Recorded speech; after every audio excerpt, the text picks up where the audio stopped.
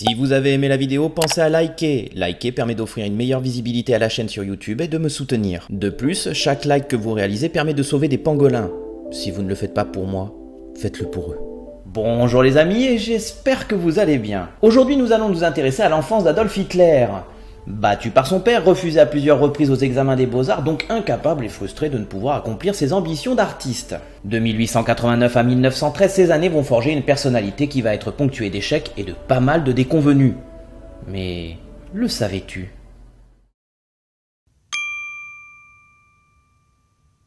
C'est vrai que son enfance captive et excite la curiosité de nombreux historiens qui cherchent des explications à la barbarie nazie, l'enfance étant probablement la clé de la réponse. D'après l'historien du nazisme Johann Chapoutot, cette recherche dans son enfance est presque encouragée par Hitler lui-même, puisque dans son autobiographie Mein Kampf de 1924, il démontre par A plus B qu'il est né pour diriger l'Allemagne. Cet ouvrage est, je vous le rappelle, un pur produit de la propagande, mais il offre une image d'un Hitler passionné de politique dès son enfance. Du coup, cela laisse des traces. Mais au final, que sait-on de sa naissance à son départ pour l'Allemagne en 1913 ? Eh bien, il existe pas mal de zones d'ombre qui sont dues à des sources dispersées et parfois suspectes, hormis des témoignages qui arrivent bien après les faits et les récits d'Hitler lui-même, donc pas grand-chose, et malheureusement, cela nous offre un terrain propice aux fantasmes et aux interprétations. Mais même si cette jeunesse est mal connue, elle offre quelques bribes d'informations. Nous savons qu'il est né le 20 avril 1889 à Braunau am Inn, une petite ville autrichienne à la frontière allemande. Son père, Alois Hitler, était un fonctionnaire des douanes et sa mère, Clara Potzel, entourait ses enfants de soins et d'amour. D'ailleurs, dans le Mein Kampf, il parle énormément de ses parents. Notamment son père dont il loue son parcours puisque Alois est né dans une famille paysanne pauvre et qu'il est devenu par la volonté et un travail rigoureux inspecteur des douanes. Et l'histoire de la petite famille ne s'arrête pas là. Et pour cause, l'histoire familiale n'est pas très reluisante. Quand Adolf naît en 1889, papa est à son 3e divorce et il a déjà 2 enfants, Alois Junior et Angela, qui vivent sous son toit. Sa femme, Clara, qui a 23 ans de moins que lui, était sa femme de ménage qu'il va épouser. Les 3 premiers enfants de ce couple meurent malheureusement en bas âge et Adolf est donc le premier à survivre. Mais pas que, si on se penche sur les liens de parenté d'Alois, sa généalogie, on a pas mal de flou et d'hypothèses intéressantes. En effet, le papa d'Adolf naît en 1837 et l'enfant illégitime de Maria Anna Schicklgruber est d'un père inconnu. L'hypothèse la plus courante donne la paternité à un meunier répondant au nom de Johann Georg Jedler qui va épouser Maria après la naissance du petit Alois. En 1877 et bien après sa mort, il va être reconnu par l'état civil comme le père officiel d'Alois qui va demander à prendre son nom, Jedler, qui va devenir Hitler. Mais il existe aussi une deuxième hypothèse. Le frère de Johann Georg, Johann Nepomuk, riche fermier et marié, aurait pris sous son aile Alois à ses 10 ans. Une troisième veut que le père d'Alois, donc le grand-père d'Adolf, était un membre d'une très riche famille de Grasse, dans laquelle sa maman travaillait comme domestique et que celui-ci serait juif. Une rumeur qui va pas mal circuler en Allemagne et ce dès les années 1930. Mais je vous rassure, elle reste complètement infondée. Et pour terminer, avec la cerise sur le gâteau, la mère d'Adolf, Clara, est la petite fille de Johann Nepomuk Jedler. Vous faites le lien ? Non ? Eh bien, les parents d'Hitler sont donc cousins issus de Germains.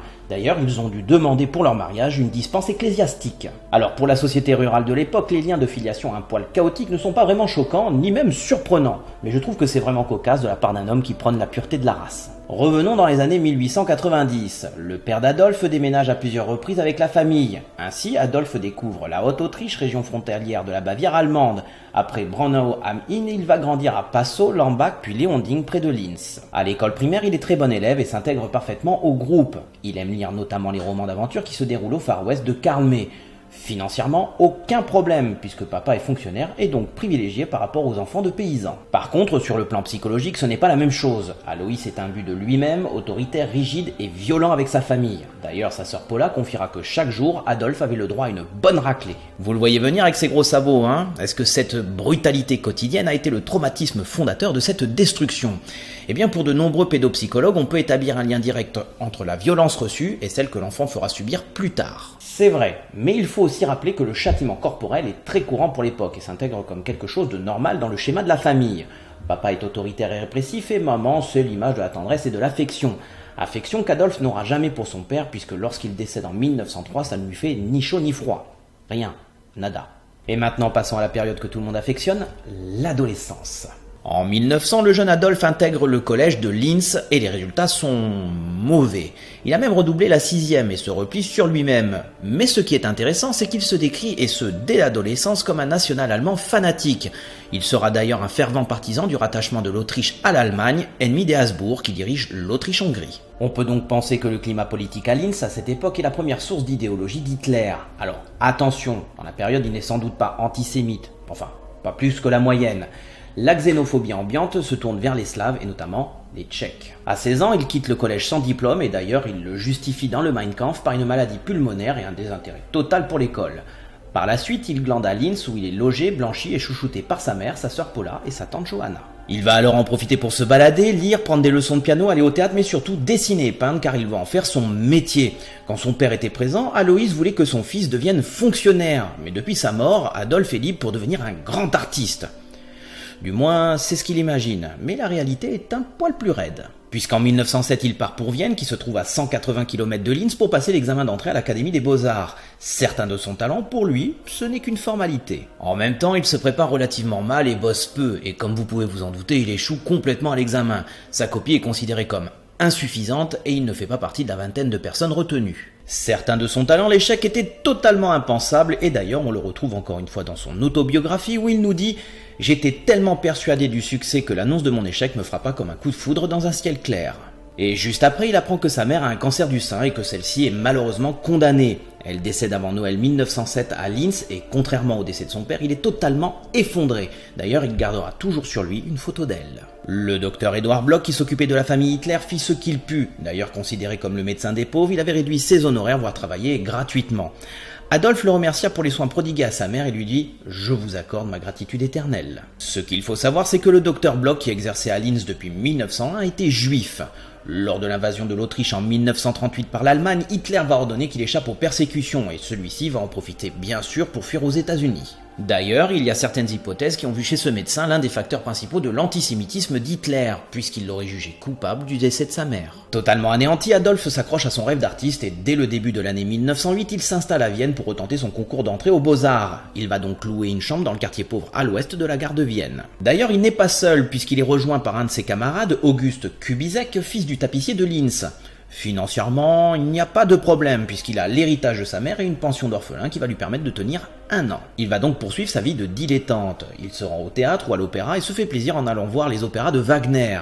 Une passion pour le compositeur qui n'est pas totalement innocente. En effet, Richard Wagner, qu'il a découvert à Linz, propose une musique qui reprend les thèmes de la mythologie germanique avec un petit côté héroïque. Le compositeur est l'idole des milieux conservateurs et nationalistes allemands. Pour ce qui est du domaine de l'art, il faut comprendre que Adolphe est réfractaire à la nouveauté. Nous sommes en 1900 et c'est le foisonnement de l'art nouveau, que l'on peut par exemple retrouver chez Klimt. D'ailleurs, fin 1908, il échoue de nouveau au concours d'entrée des Beaux-Arts. On entre alors dans une période d'errance et sur laquelle nous n'avons pas forcément tous les détails. Nous savons qu'il va déménager à plusieurs reprises et qu'il va se retrouver sans sous. En gros, il touche le fond et on le retrouve en hiver 1909-1910 dans des asiles de sans-abri, il dort dans la rue et se nourrit fréquemment à la soupe populaire. Janvier-février 1910, il finit au foyer pour hommes de Brigitte Nao, un établissement récent et confortable. Il va y rester 3 ans, mais rien ne nous indique qu'il a travaillé dans cette période, même si dans le Mein Kampf, il aurait travaillé sur des chantiers. Et on peut penser encore une fois que c'est une invention qui a comme finalité la propagande. On sait que pour vivre ou plutôt survivre, il compte sur ses quelques connaissances d'artiste. Il s'installe dans la salle de lecture du foyer et réalise des vues de Vienne à la peinture à l'huile ou encore à l'aquarelle. Des personnes du foyer vont alors partir en ville pour vendre les productions. Mais c'est aussi dans cette même salle qu'il se lance dans de grandes et longues diatribes qui n'intéressent personne. Il a 24 ans, fatigué, déçu et finalement sans éclat. Il va alors partir pour Munich dans son vrai pays, l'Allemagne. Et ce qui déclenche son départ, c'est qu'il touche enfin l'héritage de son père au mois d'avril qui était jusque-là bloqué. Mais il veut aussi éviter le service militaire qu'il arrive à esquiver depuis 3 ans. Il peut dès lors partir et franchir la frontière sans risque. Il arrive donc à Munich en mai 1913 et espère se lancer dans une carrière d'artiste. Mais il change son fusil d'épaule puisqu'il se tourne vers l'architecture. Il reprend assez vite ses habitudes, il est insouciant, flâneur et profite des plaisirs de Munich jusqu'en août 1914 avec la guerre. Il va donc s'engager dans l'armée allemande et cet événement vient clore notre sujet sur sa jeunesse ratée pour s'ouvrir vers un destin qui allait changer à jamais la face du monde et marquer profondément l'histoire du XXe siècle. C'est là-dessus que je vous abandonne et n'hésitez pas à liker, commenter, vous abonner et surtout gardez à l'esprit que apprendre c'est bien, mais comprendre c'est mieux. Thank you.